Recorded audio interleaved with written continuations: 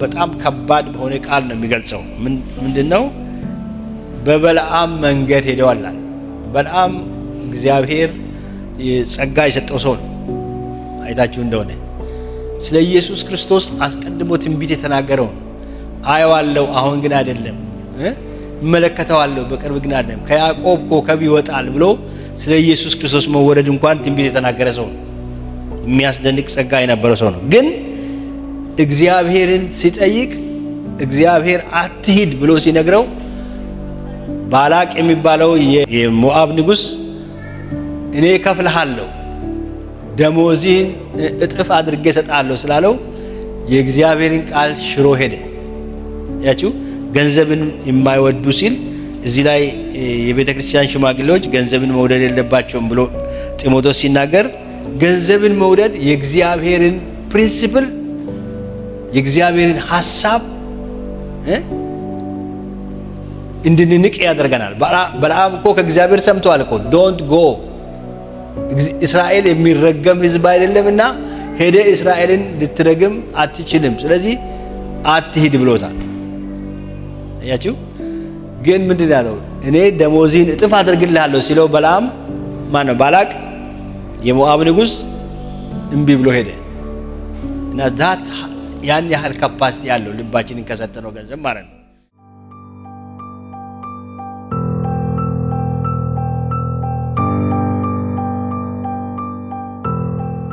ዛሬ የምንማረው ባለፈው ጊዜ የጀመርነውን መጽሐፍ ቅዱስ ክፍል ነው። የአንደኛ ጢሞቴዎስን ማጥናት ጀምረናል። ስለዚህ ይሄንን ሐሳብ ነው የምንቀጥለው። ምዕራፍ 3 ላይ ነው ያለነው እና ከቁጥር 1 ጀምረን የተወሰኑ ሐሳቦችን አይተን ነበር። ዛሬም ከዛው እንቀጥላለን ማለት ነው። ቃሉን ግን ለማስታወስ ለሁላችንም እንዲረዳ አነባዋለሁ። ጌታ ይመስገን።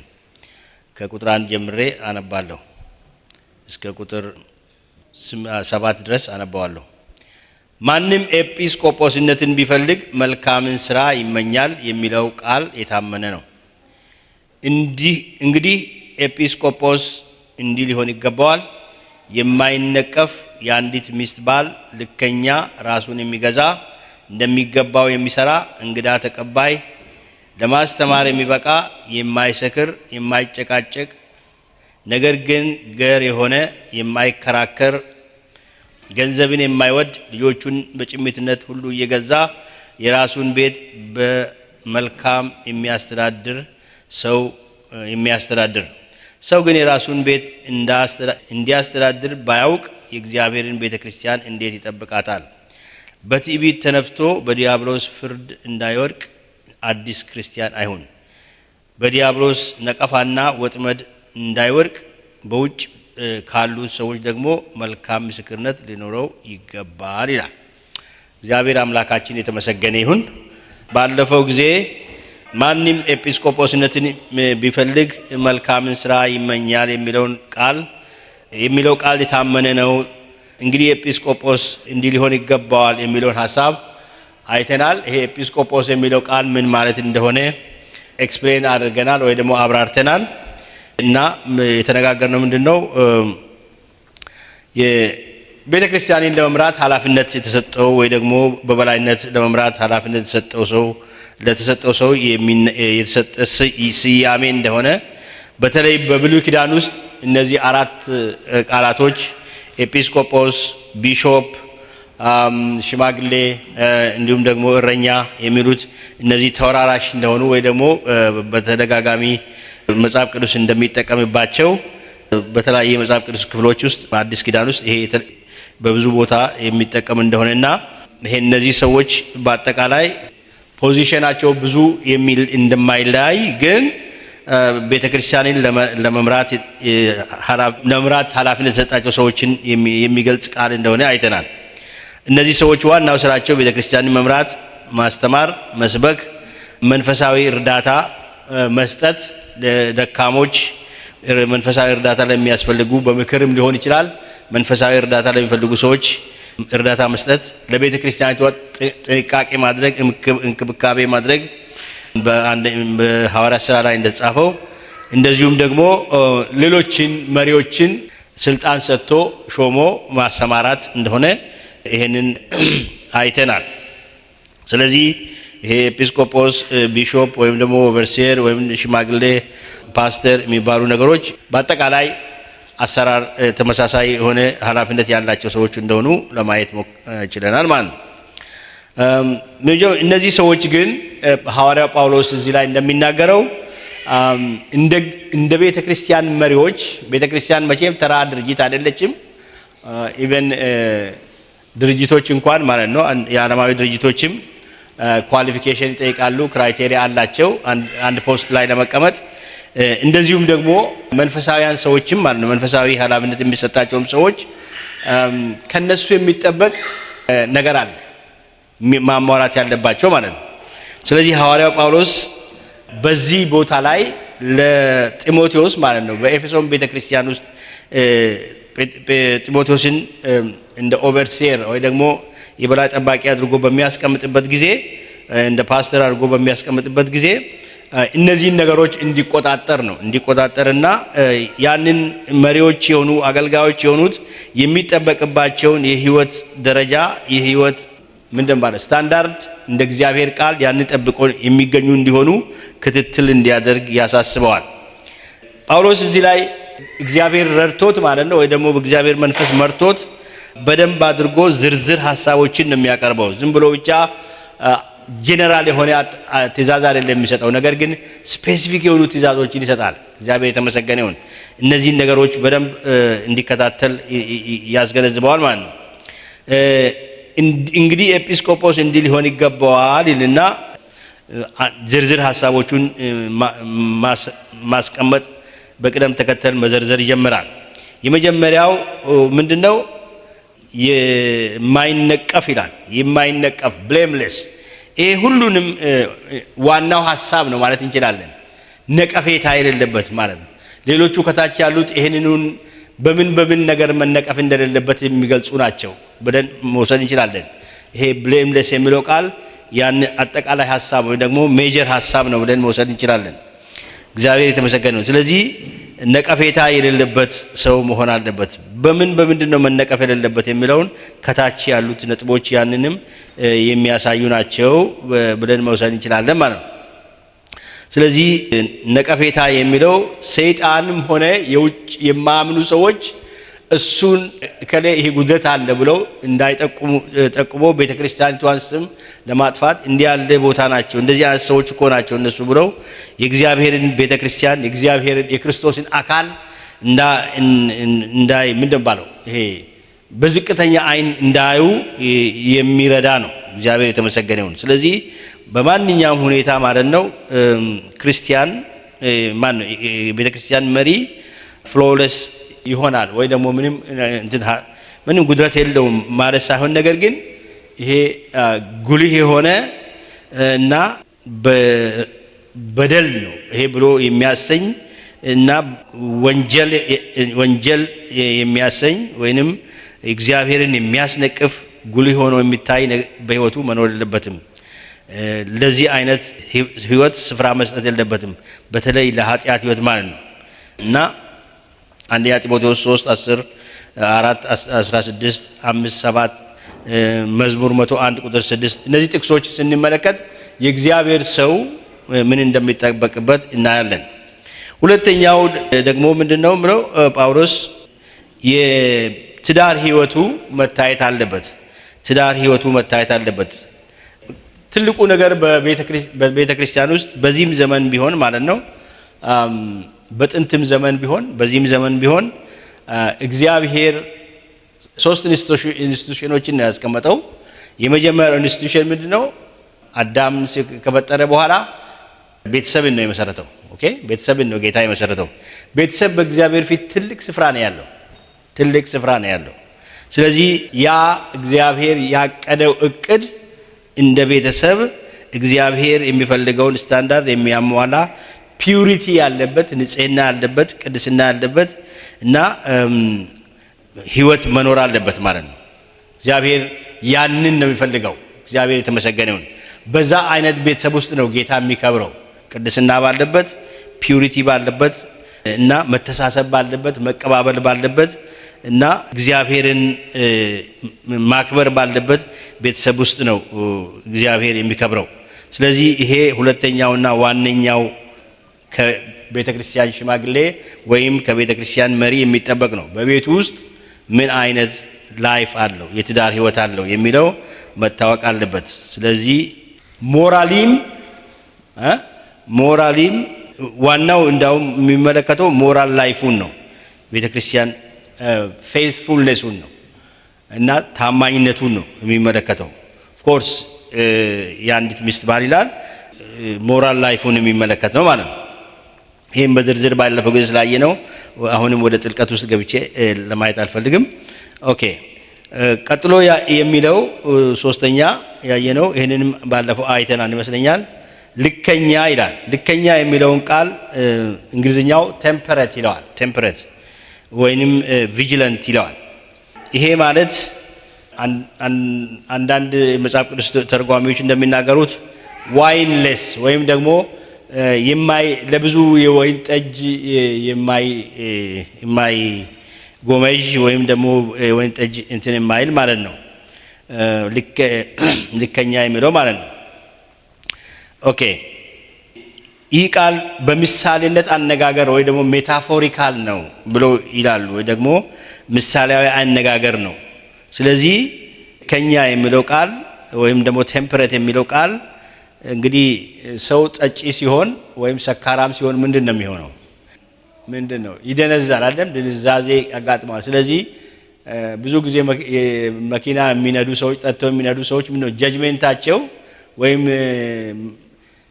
መስመር መጠበቅ ላይ ይሁን ወይም ደግሞ ርቀት መጠበቅም ይሁን ወይም ደግሞ ስፒዳቸው መጠበቅም ያንን ሁሉ ነገር አእምሯቸው ኦልሬዲ በመጠጥ ቁጥጥር ስር ስላለ የሚያደርጉት ነገር በትክክል የማወቅ ነገር ይቸገራሉ። ኦኬ ከዚህ የተነሳ ይጋጫሉ ወይም ደግሞ ከመስመር ቶሎ ይወጣሉ።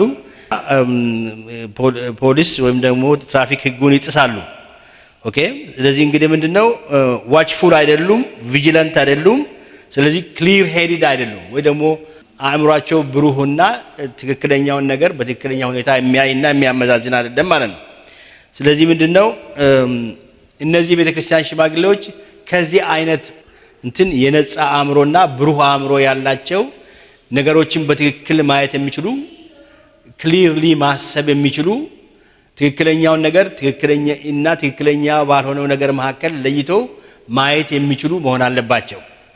ኦኬ ምክንያቱም ቤተክርስቲያንን ማስተዳደር ብዙ ችግሮች በቤተክርስቲያን ውስጥ ስላሉ እነዛን ነገሮች መለየት ያስፈልጋል እና ማስተዋል ያስፈልጋል፣ ማወቅ መቻል ያስፈልጋል፣ ንቃት ያስፈልጋል።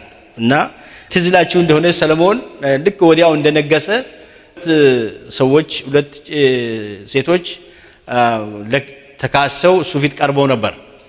ኦኬ እና ሁለቱም በአንድ ጊዜ ወለዱ እና ሁለቱም ደግሞ እንዳጋጣሚ አንድ ቤት ውስጥ ናቸው ወይ ደግሞ አንድ ቦታ ናቸው። እና አንደኛዋ ሴት ማለት ነው ጥንቃቄ ያልነበራት ነች። ስለዚህ ሌሊት ላይ እንቅልፍ ወሰዳትና ልጇ ላይ ተኝታ ገደለችው። አንደኛዋ ደግሞ ጥንቃቄ ያንን ያህል አደጋ አላጋጠማትም፣ ግን እሷም ተኝታለች።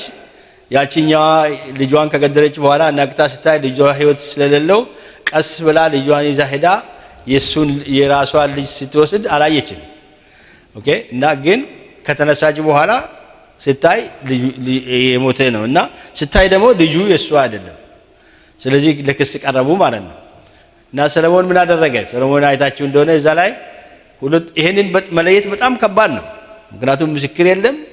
በዛን ጊዜ ምናልባት ዲኤንኤም ላይኖር ይችላል ወይንም ደግሞ እንግዲህ በአሁኑ ዘመን መለየት የሚቻልበት መንገዶች በዛን ጊዜ የለም።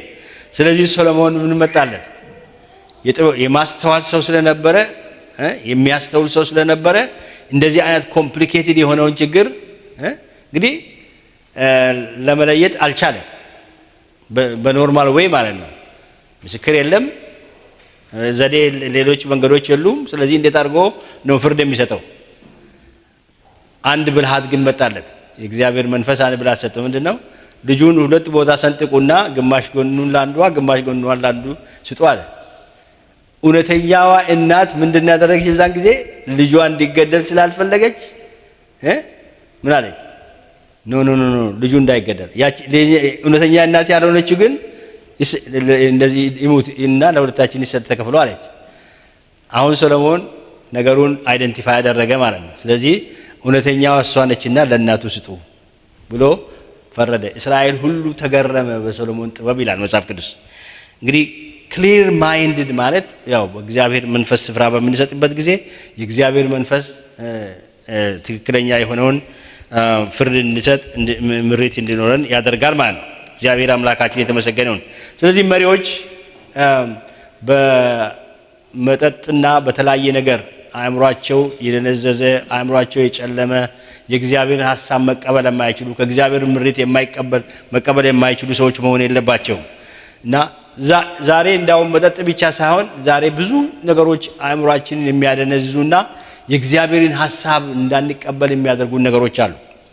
ስለዚህ ጥንቃቄ ያስፈልጋል። ልከኛ የሚለው እንግዲህ ወይንም ደግሞ እዚህ ላይ ቪጂላንት የሚለዋል ቴምፐሬት ይለዋል ያንን የሚመለከት ሐሳብ ነው።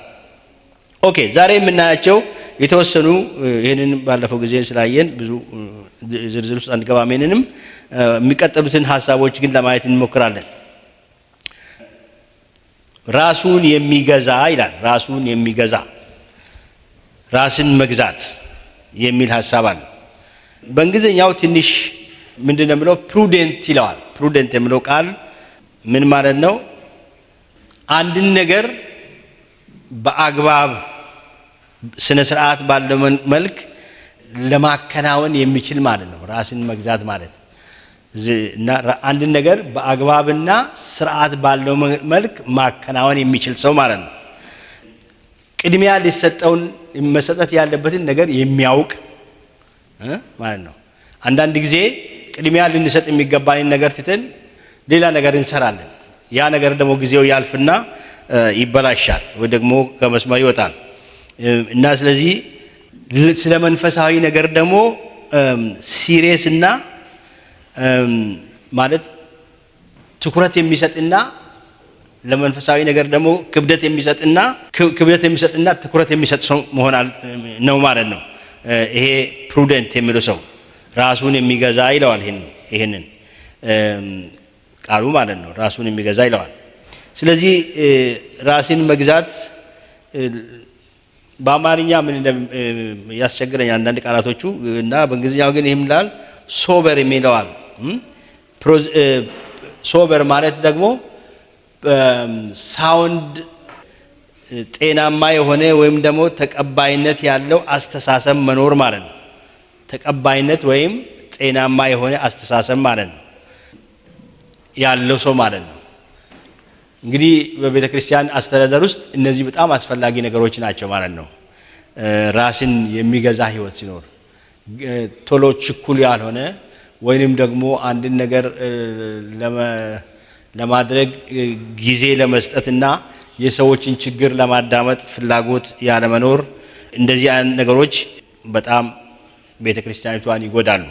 ስለዚህ ምን መሆን አለበት? አንድ ሰው ራስን የሚገዛና ለእግዚአብሔር ነገር ቅድሚያ የሚሰጥ መንፈሳዊ ነገር ሲሪየስሊ የሚወስድ ሰው መሆን አለበት ማለት ነው።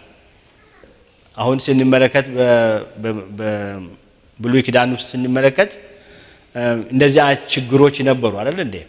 እንደዚህ አይነት ችግሮች ነበሩ።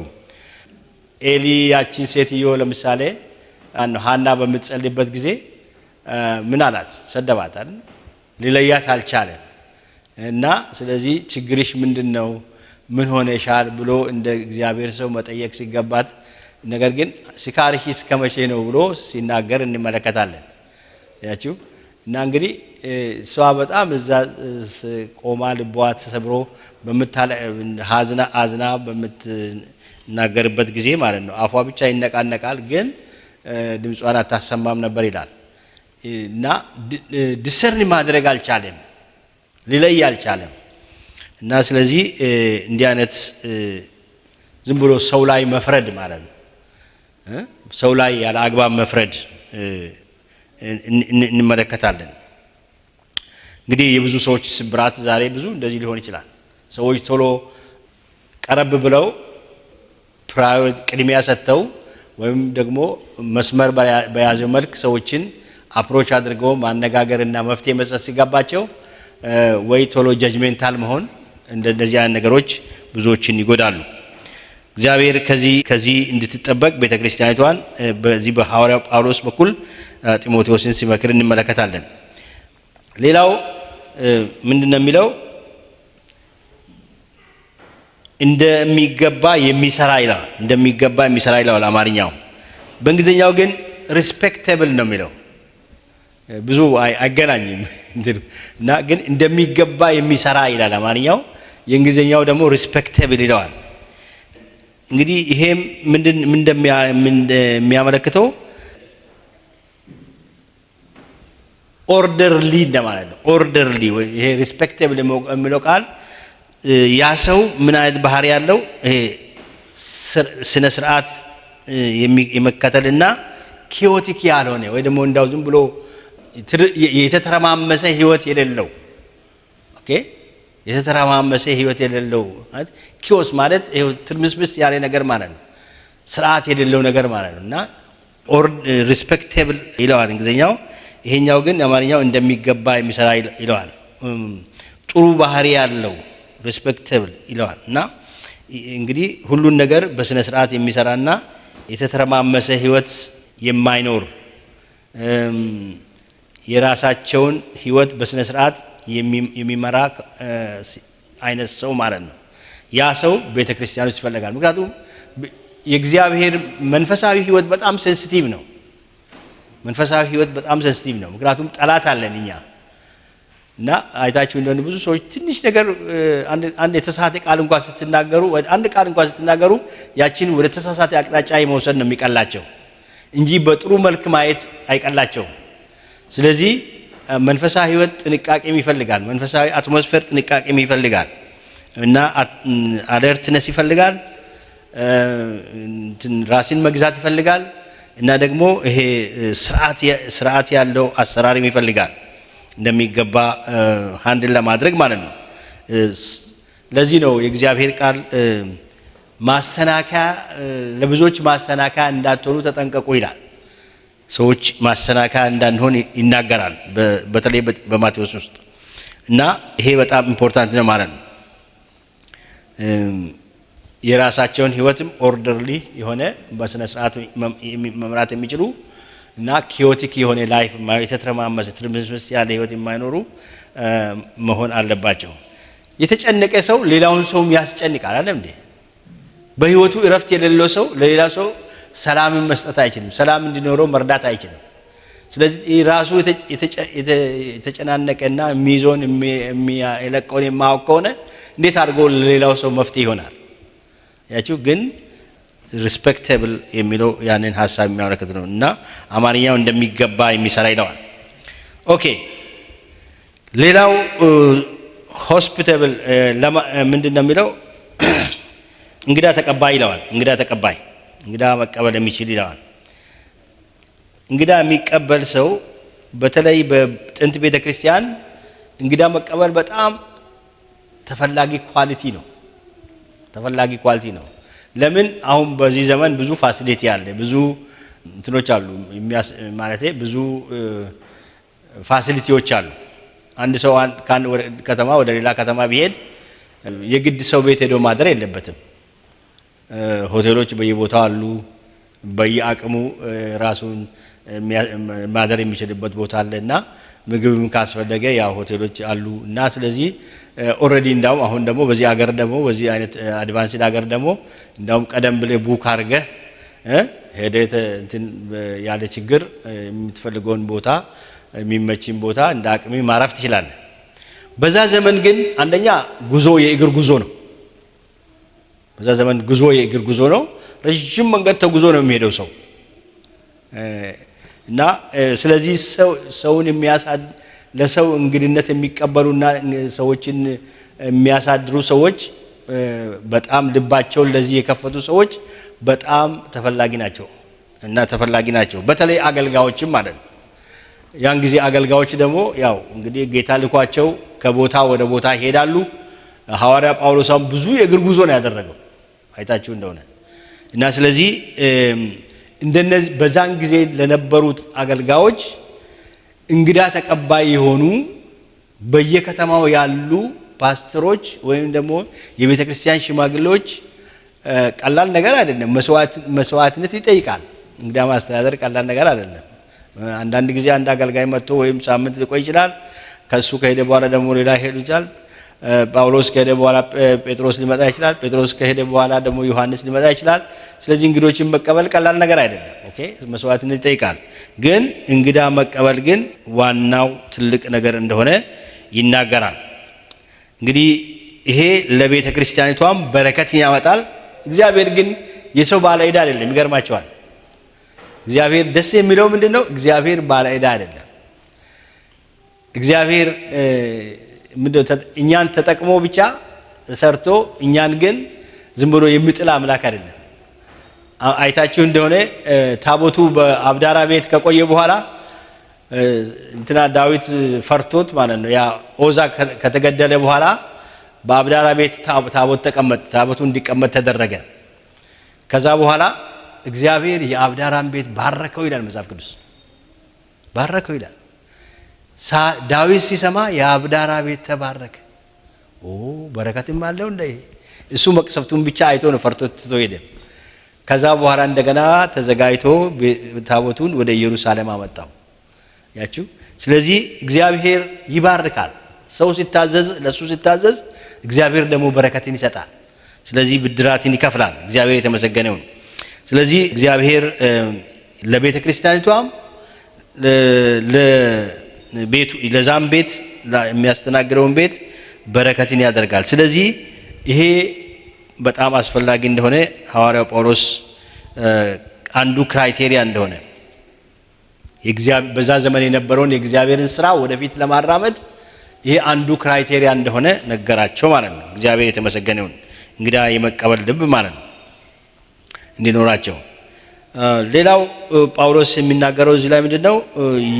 ለማስተማር የሚበቃ ይላል። ለማስተማር የሚበቃ እንግዳ ተቀባይ ለማስተማር የሚበቃ ኦፍ ኮርስ ትልቁ የቤተ ክርስቲያን መሪዎች ኃላፊነት እነዚህ ነገሮች ሁሉ ክራይቴሪያዎች አብሮ ያሉ ቢሆንም ትልቁ ኃላፊነታቸው ደግሞ ምንድነው? ማስተማር ነው። ከሌሎች አገልግሎቶች የሚለዩት በዚህ በማስተማር ነው። የእግዚአብሔር ቃል የእምነታችን መሰረት ነው። ክርስትና መሰረቱ ቃሉ ነው። የእግዚአብሔር ቃል ነው። የቃሉ እምነት ነው። የእግዚአብሔር ቃል እውነት ከሌለን፣ የእግዚአብሔር ቃል እውነት ካልገባን፣ ካልተረዳን መሰረት እንደሌለው ቤት ማለት ነው። አንድ መሰረት ጥሩ መሰረት ላይ ያልተመሰረተ ቤት በነፋስ ጊዜ ወይ ደግሞ በጎርፍ ጊዜ አወዳደቁ ትልቅ ይሆናል። ስለዚህ ክርስቲያንም የእግዚአብሔር ቃል እውነት ከሌለው ፈተና ሲመጣ፣ ሐሰተኛ አስተማሪዎች ሲመጡ፣ የተለያየ ችግሮች በመጡበት ጊዜ መቆም አይችልም። ቃሉ ነው የሚያቆመን እና የእግዚአብሔር ቃል እውነት አስፈላጊ ነው። ስለዚህ ሐዋርያት በተለይ ምንድነው ያደረጉት? አይታችሁ እንደነ ሐዋርያት ሥራ ላይ ቻሌንጅ ገጠማቸው። መጀመሪያ ገና ብዙ ሰዎች ተከማችተው ነበር።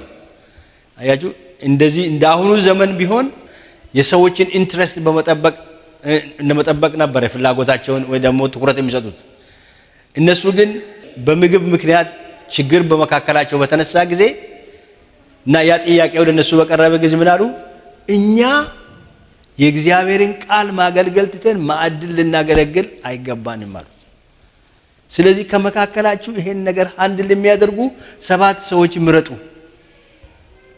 እነሱን እንሾምላቸዋለን። እኛ ግን ቃሉን በማገልገልና ለጸሎት እንተጋለን አሉ። ምክንያቱም የዚህ ሁሉ ህዝብ ስብስብ እዛ ሁሉ አጀብ ምንድነው ከዛ ነገር ውስጥ ማግኘት ያለበት ያ ነገር ያ ሁሉ ህዝብ ማግኘት ያለበት ትልቁ ነገር ምን እንደሆነ ገብቷቸዋል። ያችሁ የምግብ ጉዳይ ሳይሆን ኦፍ ኮርስ አትሞስፌሩ ሰላማዊ እንዲሆን ይፈልጋሉ። ግን ትልቁ ነገር ፕራዮሪቲው ግን የእግዚአብሔር ቃል እውነት ወደ ህይወታቸው እንዲመጣ ማድረግ ነው። ለዚህ ነው እኮ ጌታ ኢየሱስ ክርስቶስ ማርያምን ማርታን ምን አላት? ማርታ አንቺ ለብዙ ነገር ትጨነቂያለሽ፣ የሚያስፈልገው ጥቂት ወይም አንድ ነገር ነው። ማርያም ግን ምን መርጣለች? የማይወሰድባትን ነገር መርጣለች ነው ያለው። አያችሁ? ያ ምንድነው የማይወሰድባት ነገር? የጌታ እግር ስር ቁጭ ብላ ነበር የምትማረው ማርያም፣ እሱ የሚለውን ነገር የምትሰማው። ማርታ ግን ጉድ ነበር የምትለው ቤት ውስጥ፣ ጌታ የተናገረው ምን እንደሆነ አልሰማችም። አያችሁ? ስለዚህ ለእግዚአብሔር ቃል ትልቅ ስፍራ መስጠት ያስፈልጋል። እና እነዚህ ሐዋርያው ጳውሎስ እዚህ ላይ ጢሞቴዎስንም የሚያስጠነቅቀው ምንድነው? ለማስተማር የሚበቁ መሆን አለባቸው መሪዎች። ዝም ብለን አይደለም መሪዎችን ማስቀመጥ ያለብን፣ ግን የእግዚአብሔርን ቃል ለማስተማር የሚበቁና ለማስተማርም የሚተጉ ሰዎች ያስፈልጉናል ብሎ ይናገራል። ወይ ደግሞ መሆን አለባቸው ብሎ ይናገራል። መሪዎች ሲሾሙ ብሎ ይነግረዋል ማለት ነው። እሺ፣ ቀጥሎ የምናየው ከዛ ቀጥሎ ያለው ለማስተማር የሚበቃ የማይሰክር ብሎ ይናገራል። እንግዲህ ስካር ምን እንደሆነ ሁላችንም እናውቃለን። ቅድም ነካ አድርገን ነበረ። ከዛ ከአእምሮ ከአስተሳሰብ ጋር በተመለከተ ይህ ቃል የሚገልጸው ማይሰክር የሚለው ቃል የሚገልጸው ማለት ነው ለረጅም ሰዓት ቁጭ ብለው ከመጠን በላይ በመጠጣት የሚያሳልፈውን ሰው ነው። ይሄ ማይሰክር የሚለው ቃል የተጠቀሙበት ማለት ነው። ኖት አዲክትድ ቱ ዋይን ነው የሚለው እንግሊዘኛው። እና ስለዚህ የጠጪነት ስም ሊኖረው አይገባም የእግዚአብሔር ሰው ማለት ነው። የእግዚአብሔር ቃል እንደሚናገረው ኤፌሶን ምዕራፍ 5 ቁጥር 18 ላይ ምን ይላል? ኤፌሶን 5:18 ላይ በመንፈስ ተሞሉ እንጂ በወይን ጠጅ አትስከሩ ብሎ ይናገራል። አትሞሉ ይላል። ስለዚህ የእግዚአብሔር ቃል እግዚአብሔር መንፈስ የሚፈልገው በመንፈስ ቅዱስ ሙላት ውስጥ እንድንሆን ነው እንጂ ጠጪዎች እንድንሆን አይደለም። ስለዚህ ቅድም እንደተነጋገርነው አገልጋዮች ጠጪዎች ከሆኑ ምን ይሆናሉ? ትክክል ማሰብ አይችሉም። የእግዚአብሔርን ሐሳብም ማስተናገድ አይችሉም። እና አልኮል ብዙውን ጊዜ አእምሮን የማጨለም ኃይል አለው። ከእግዚአብሔር ሐሳብም የማውጣት ነገር አለው። እና ያ ብቻ አይደለም፣ ወደ ክፉ ሐሳብም የመምራት ኃይል አለው። ከቅድስና ውጪ የማድረግ ነገር አለው። ስለዚህ ይሄንን የእግዚአብሔር ቃል በዝርዝር ይናገራል። ሰዎች አንዳንድ ጊዜ ለጢሞቴዎስ ጌታ ማነው ጳውሎስ ትንሽ የወይን ጠጅ ጠጣ እንጂ ብቻ አጠጣ የሚለውን ስለ ሆድ ህመም የሚለውን በመውሰድ ጢሞቴዎስም ተፈቅዶለታል ብሎ የሚያወሩ አሉ። እኔ አሁን ስለ መጠጥ ለመስበክ አይደለም፣ ግን እንደዚህ አይነት ሚስ አንደርስታንዲንግ አለ። እና ምንድነው ለመድኃኒትነት የሚጠቀሙበት በዛ ዘመን ለመድኃኒት ይጠቀሙበታል። ምክንያቱም እንደዛሬው ይሄ ንጹህ ውሃ የማግኘት ነገር በጣም ከባድ ነው። ይሄ በተለይ መካከለኛ ምስራቅ ማለት ነው ብዙ ችግር አለ ንጹህ ውሃ የማግኘት። እና ምንድነው የሚያደርጉት? በባህላቸው እስራኤላውያን ይሄ ወይኑን ማለት የወይኑን ፈርመንት ካደረጉት በኋላ ከውሃ ጋር ደባልቀው ያንን ነገር ንጹህ ስለሌለ ውሃ ስለማያገኙ እንዳሁኑ ዘመኑ ንጹህ ውሃ ስለሌላቸው ያንን ከጤና አንፃር ያንን ይጠጣሉ ማለት ነው። ስለዚህ እንግዲህ ከብዙ የውሃ ውሃ የሚያመጣ በሽታ በውሃ በኩል ከመጣ በሽታ ይከላከላሉ። ስለዚህ ከጳውሎስም አነጋገር መረዳት እንችላለን። ለምንድነው ጥቂት ነው ያለው እንጂ የወይን ጠጅ ብቻ ጠጣ እንጂ ውሃ አጠጣ አላለውም አይደል እንዴ? እና ለሆድ ህመም ነው ያለው። ምክንያቱ ደግሞ ሰዎች ግን ወደው ኢንተርፕሬት ያደርጋሉ። አንዳንድ ጊዜ እግዚአብሔር ቃል ለራሳችን ኢንትረስት ለራሳችን ፍላጎት የምንጠቀምበት ጊዜ አለ። ስለዚህ ይሄን መጠንቀቅ ያስፈልጋል። እና የእግዚአብሔርን ቃል ያለ አግባብ ወስደን ኢንተረስታችንን ወይ ደግሞ ዝንባሌያችንን ለመደገፍ መጠቀም የለብንም። እና ብዙዎች መጠጥን ሲደግፉ ያንን ያደርጋሉ። መጠጥ ግን ብዙ ጉዳት እንዳለው በመጽሐፈ ምሳሌ ውስጥም ኢሳይያስ ውስጥም ስንመለከት እንደነዚህ አይነት ሰዎችን እግዚአብሔር እንደሚበቀላቸው እንደሚቀጣቸው ይናገራል። እግዚአብሔር የተመሰገነ ይሁን። ስለዚህ ጥንቃቄ ያስፈልጋል። በመንፈስ ቅዱስ እንድንሞላ እንጂ በመጠጥ በወይን ጠጅ እንድንሞላ እግዚአብሔር ፈቃዱ አይደለም። ጌታ የተመሰገነ ይሁን። እሺ ከዛ ቀጥሎ ያለው ሌላው ነጥብ ምንድነው? ስለዚህ ምን ለማለት ፈልጌ ነው ባጭሩ መጠጥ የተከለከለ ነው ማለት ነው። ኦኬ የማይሰክር አንዳንዶቹ ይሄንን የማይሰክር ይላል እንጂ የማይጠጣ አይልም ብለው ደግሞ የሚሰነጥቁ አሉ። እንግዲህ እንደነገርኳችሁ ነው። ምክንያቱም ሰዎች ምንድነው ብዙ ጊዜ የሚያደርጉት ይሄንን አንዳንድ ጊዜ ሊሚት የለውም። ለአንድ ነገር ትንሽ ስፍራ ከሰጠነው ምን ያደርገናል? ኃጢአት በተለይ እንደዛ ነው። ትንሽ ስፍራ እንስጠውና ትንሽ ስፍራ መስጠት ከጀመርን ኔክስት ታይም ምን ያደርገናል? ዋን ሞር ቱ ሞር እያለ ሄድና ከዛ በኋላ ዊል ቢ አንደር ኮንትሮል ማለት ነው። ስለዚህ እንትኑን መዝጋቱ ነው ዋናው ነገር የሚያስፈልገው እንጂ ስፍራ ሰጥተን ከዛ በኋላ ምንም መውጫ እስከምናጣ ድረስ መቸገር የለብንም ማለት ነው። ኦኬ ስለመጠጥ ሌላ ጊዜ መማር እንችላለን። አሁን ስለመጠጥ አይደለም፣ ስለ ሽማግሌዎች ክራይቴሪያ ነው እየተማርን ያለ ነው። እግዚአብሔር አምላካችን የተመሰገነ ይሁን። ሌላው ሐሳብ የማይጨቃጨቅ ይላል። የማይጨቃጨቅ ብሎ ይናገራል ማለት ነው። የማይጨቃጨቅ የሚለው ሐሳብ ምን ማለት ነው? የማይጨቃጨቅ ማለት የማይነታረክ ማለት የንትርክ ህይወት የሌለው ነገር ግን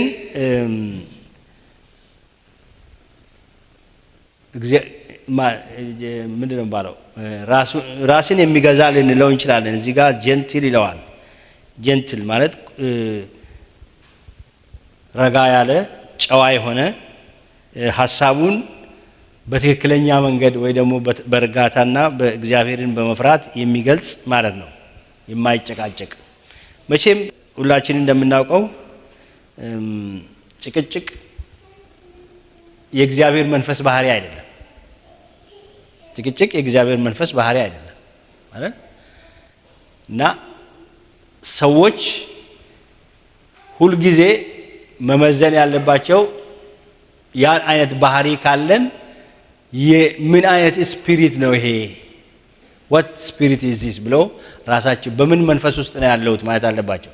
የሥጋ ባህሪ አንደኛ of course የሥጋ ባህሪን ደግሞ ጠላት ይጠቀምበታል። ስለዚህ ምንድነው መጨቃጨቅ ሳይሆን እውነትን በፍቅር ተነጋገሩ ነው የሚለው መጽሐፍ ቅዱስ። እውነትን በፍቅር ተነጋገሩ ነው የሚለው እና የራሳችንን ሐሳብ ትክክለኛ የሆነውን እንደ እግዚአብሔር ቃል የሆነውን ሐሳብ በትህትና በፍቅር እና በትዕግስት ማስረዳት ነው። መጨቃጨቅ ግን አስፈላጊ አይደለም። ደጋግሞ ያንን ነገር ናግ ማድረግ አስፈላጊ አይደለም። ኦኬ አስፈላጊ አይደለም እና በዚህ መንፈስ መራመድ ያስፈልገናል ማለት ነው። በዚህ መንፈስ መራመድ ያስፈልገናል። እግዚአብሔር ደግሞ የሰላም አምላክ ነው። ሰላምን ይወዳል እግዚአብሔር። ሰላም ጭቅጭቅ ባለበት ቦታ የእግዚአብሔር መንፈስ ያዝናል። ምክንያቱም ብዙ ጊዜ በምንጨቃጨቅበት ጊዜ ምን እንሆናለን? እግዚአብሔር መንፈስ ደስ የማይሰኝበትን ንግግሮች እናወጣለን። ለምን? ወደ ሥጋ ውስጥ ነው የምንገባው። ኢሞሽናል እንሆናለን። ከዚህ የተነሳ ከድንበር እናልፋለን። ኦኬ ከድንበር እናልፋለን። ስለዚህ አትሞስፈሩን ማወቅ ያስፈልገናል ማለት ነው። በተለይ በመሪነት ደረጃ ያሉ ሰዎች ደግሞ እንደዚህ አይነት ባህሪ ካላቸው ምን አይነት ጥፋት ስንት አይነት ጥፋት እንደሚጠፋ ተመልከቱ። አለመግባባት ይፈጠራል፣ ዲቪዥን ይፈጠራል፣ አለመቀባበል ይፈጠራል። ስለዚህ ቤተክርስቲያኒቷ ምን ትሆናለች? የእግዚአብሔር መንፈስ የሚያርፍበትና ሰላም ያለበት ቦታ፣ ብዙዎች መንፈሳዊ በረከትን የሚቀበሉበት ቦታ መሆኑ ቀርቶ የነገር ቦታ ይሆናል ማለት ነው። ሰዎች እርስ በርሳቸው የሚነታረኩበትና ከዛ በኋላ አለመተማመን፣ አለመቀባበል የሚታይበት ቦታ ይሆናል ማለት ነው። ከዚህ የተነሳ የእግዚአብሔር መንፈስ ፍቅር ይጠፋል ማለት ነው እና ጥንቃቄ ያስፈልጋል። ስለዚህ የማይጨቃጨቅ ይላል፣ የማይጨቃጨቅ ብሎ ይናገራል ማለት ነው። ነገር ግን ገር የሆነ ይላል፣ ገር የሆነ። ስለዚህ ገር ምን አይነት ሰው እንደሆነ እናውቃለን አይደል? ገር ሰው ትሁት ነው፣ ቶሎ ሰሚሲቭ ነው፣ ወይም ደግሞ ራሱን ዝቅ ማድረግ የሚችል ሰው ነው። ስለዚህ ነገሮችን የኔ ብቻ ካልሆነ ብሎ ግትር አይደለም፣ ነገር ግን መተው የሚችል ነው። ስለዚህ ለሌላውም ስፍራ መስጠት የሚችል ነው፣ ለሌላውም ጊዜ መስጠት የሚችል ነው። እኔ ያልኩትን ብቻ ስማ የሚል አይደለም እና ገርነት አስፈላጊ ነው ማለት ነው። እግዚአብሔር አምላካችን እየተመሰገነ ይሁን። ስለዚህ የማይከራከር ይለዋል። እነዚህ ተመሳሳይ ናቸው ብዙዎቻቸው። የማይከራከር ይለዋል። እንደው ሌሎች ክፍሎች ውስጥ ጳውሎስ ክርክር የሚለውን ቃል ብዙ ጊዜ ወዴት ነው የሚለው? ወደ አለመግባባት እንደሚወስድ ነው የሚናገረው። ሌሎች ክፍሎች ውስጥ እናያለን ወደፊት። ግን ክርክር አስፈላጊ እንዳልሆነ ነው የሚገልጸው ማለት ነው። ክርክር ሳይሆን የሚያስፈልገው ይልቁን አርጊሜንት ወይም ደግሞ ምንድን ባለው ዲስከሽን የምንለው ነው። ኦኬ፣ ክርክር አርጊሜንት ነው። ጭቅጭቅ፣ ክርክር ተመሳሳይ ናቸው። ለምሳሌ አንድ ርዕስ ላይ ማለት ነው አንድ ርዕስ ላይ የተለያየ ሀሳቦች ሊኖሩ ይችላሉ። ኦኬ፣ የተለያየ አመለካከቶች ሊኖሩ ይችላሉ እና ያንን ወስደን ሁላችንም የራሳችንን ቪው ስትሬንግዝን ለማድረግ ለማጠንከር ከፈለግን ምን ይሆናል ማለት ነው? ነገሩ እንደዚህ አይገናኝ፣ ፓራሌል ዝም ብሎ ይሄዳል እንጂ አይገናኝም። ነገር ግን አንድ ቦታ ቆም ብሎ ማለት ነው እያንዳንዱ ሰው ቆም ብሎ ከክርክር ይልቅ ነገሮቹን አንደርስታንድ ወደ ማድረግ ወደ ዲስከሽን ብንለውጠው ግን ምን ይሆናል? ኮምፒቲንግ አይዲያስ ከማድረግ ይልቅ ወይ ደግሞ ተፎካካሪ ሀሳብ ከማድረግ ይልቅ ምን እናደርጋለን? እንትኑን ነገሩን ወደ መረዳት እናመጣዋለን፣ ወደ መረዳት ለመሞከር እናመጣዋለን። ያን ጊዜ ከእርስ በርሳችን ጋር ሳይሆን ግጭቱ ወይ ደግሞ ንግግሩ አንዱ የሌላው አጌንስት ሆኖ መነጋገር ሳይሆን ነገር ግን ያንን ኢሹ ለማስተዋል ምንድነው ያ ነገር የሚለውን ነገር ለመረዳት እያንዳንዱ ሰው ሙከራ ያደርጋል ማለት ነው። ያ ነው እንግዲህ ጌታ ኢየሱስ ክርስቶስ አንድ ጊዜ ምን አደረገ? ጥያቄ ጠየቁት እና ሁለት ኮምፒቲንግ አይዲያስ ነበሩ እስራኤሎች መካከል ማለት ስለ ጋብቻ። ማቴዎስ 19 ላይ ስትመለከቱ ሁለት ፊሎሶፈርስ ነበሩ፣ ቢላል የሚባልና አንድ ደግሞ ሌላ አይሁዳዊ ፕሮፌሰር ማለት ነው። እና አንደኛው ሰውዬ በሆነ ባልሆነ ችግር ሁሉ አንድ ሰው ሚስቱን መፍታት ይችላል አለ ብሎ ብዙ ሰዎች ተከታዮች አሉት። ትንሽ ጥፋትን ካገኘ ሙሴ የፍቺዋን ጽፈት ሰጥቶ ማሰናበት ይችላል ብሏልና ማሰናበት ይችላል ብሎ ይማምናል። ሌላኛው ሰውዬ ደግሞ ኖ እንደዚህ ማለቱ አይደለም የሙሴ ሐሳብ፣ ግን ጋብቻ በጣም ክቡር ነው በእግዚአብሔር ፊት፣ እግዚአብሔር የመሰረተው ኢንስቲትዩሽን ነው። ስለዚህ ጋብቻን በቀላሉ ማፍረስ አይቻልም፣ ግን ጥፋት እንኳን ቢኖር ከዝሙት በስተቀር መፍታት አይቻልም ብሎ ይከራከራል ሌላኛው ሰውዬ ማለት ነው። አሁን ጌታ ኢየሱስ ክርስቶስን ጠየቁት፣ ሁለቱ ወገኖች መጥቶ ማለት ነው። እነሱ የፈለጉት ከአንዱ ወገን ሆኖ እንዲከራከር ነው። ጌታ ኢየሱስ ክርስቶስ ምን አደረገ? ይሄ ነው ትክክል ብሎ ወደ መፍረድ ወይ ደግሞ አንዱን ሳይድ ወደ መያዝ ሲሄድ አታዩትም። ምን አለ? ወደ እግዚአብሔር ሐሳብ ነው የወሰዳቸው። መጀመሪያ ከፍጥረት እንዴት እንደሆነ ከመጀመሪያ እግዚአብሔር ጅማሬ እንዴት ነው ብሎ ወደ ዘፍጥረት ወሰዳቸው። ከዛ በኋላ እግዚአብሔር ያጣመረውን ሰው አይለየው በሚል ኮንክሉዥን ወደሚለው ኮንክሉዥን ወሰዳቸው ማለት ነው። አሁን እነሱ የተሳናቸው ምንድነው? የእግዚአብሔር ሐሳብ ምንድነው? ያቺ ሙሴ የፍቺዋን ጽፈት ይስጠው የሚለውን ብቻ ነው የፈለጉት እነዛኞቹ።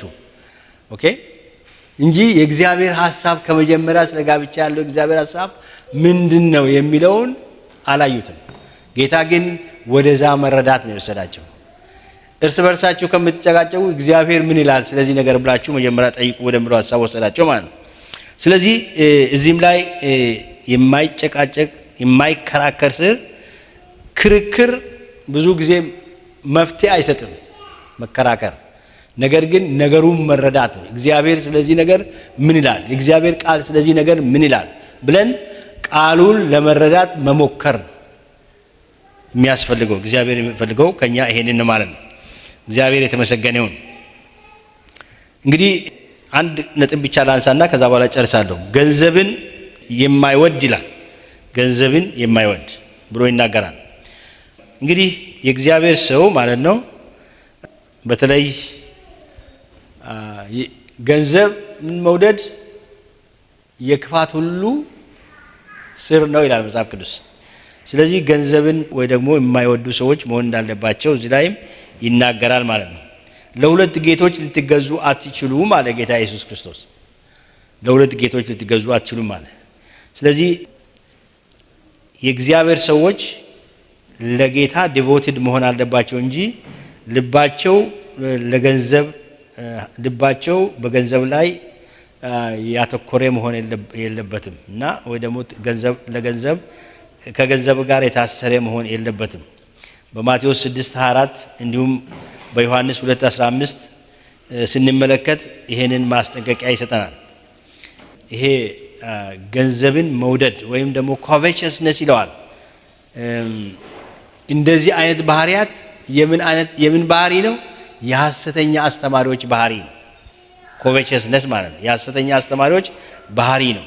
በቲቶ ምዕራፍ 1 ቁጥር 17፣ ሁለተኛ ጴጥሮስ ምዕራፍ 2 ከቁጥር 1 እስከ 3 እንዲሁም ደግሞ በይሁዳ መልእክት ምዕራፍ 11 ላይ እነዚህ አይነት ነገሮች በሐሰተኛ አስተማሪዎች መካከል ይሄ ባህሪ እንዳለ ይናገራል ማለት ነው።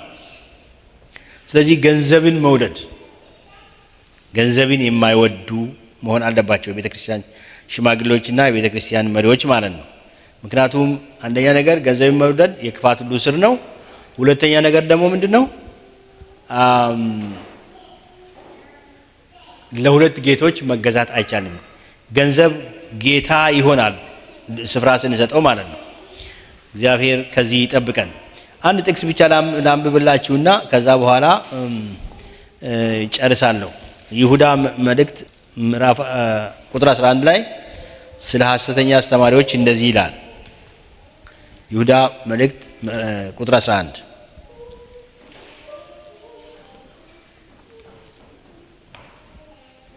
የይሁዳ መልእክት ቁጥር 11 ላይ እንደዚህ ይላል። ወዮላቸው በቃየል መንገድ ሄደዋል፣ ስለ ደመወዝም ለበልዓም ስህተት ራሳቸውን አሳልፈው ሰጥተዋል፣ በቆሬም መቃወም ጠፍተዋል።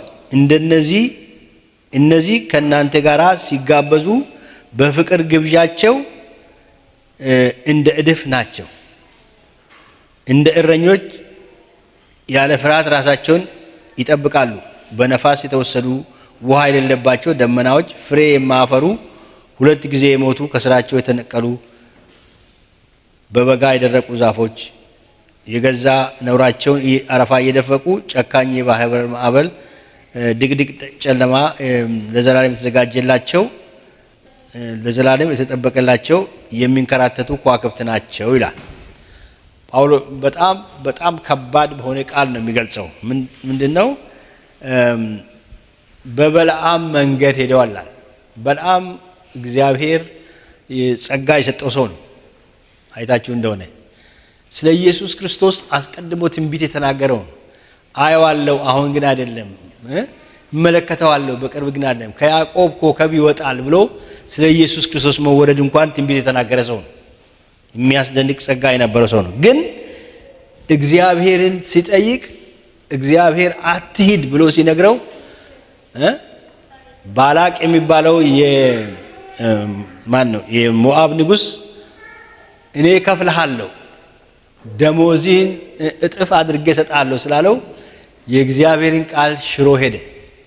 ያችሁ ገንዘብን የማይወዱ ሲል እዚህ ላይ የቤተ ክርስቲያን ሽማግሌዎች ገንዘብን መውደድ የለባቸውም ብሎ ጢሞቴዎስ ሲናገር ገንዘብን መውደድ የእግዚአብሔርን ፕሪንሲፕል የእግዚአብሔርን ሐሳብ እንድንንቅ ያደርገናል። በለዓም እኮ ከእግዚአብሔር ሰምቷል እኮ ዶንት ጎ እስራኤል የሚረገም ሕዝብ አይደለምና ሄደ እስራኤልን ልትረግም አትችልም፣ ስለዚህ አትሂድ ብሎታል። አያችሁ። ግን ምንድን ያለው እኔ ደሞዝህን እጥፍ አድርግልሃለሁ ሲለው በለዓም ማነው ባላቅ የሞዓብ ንጉሥ እምቢ ብሎ ሄደ። እና ዳት ያን ያህል ካፓሲቲ ያለው ልባችንን ከሰጠነው ገንዘብ ማለት ነው። ስለዚህ ጌታ ይጠብቀን፣ እግዚአብሔር ይርዳን። በለዓም አንደኛ ያንን ስጦታውን ይዞ ጠብቆ መቆየት ሲችል፣ ሁለተኛ የእስራኤል ሕዝብም በእስራኤል ልጆች መካከል በሰላም መኖር ሲችል፣ መጨረሻ ላይ እንዲያውም ወዴት ሄዶ እስራኤልን መርገም ስላልቻለ ምን አደረገው? ለበለዓም የተንኮል ምክር መከረው።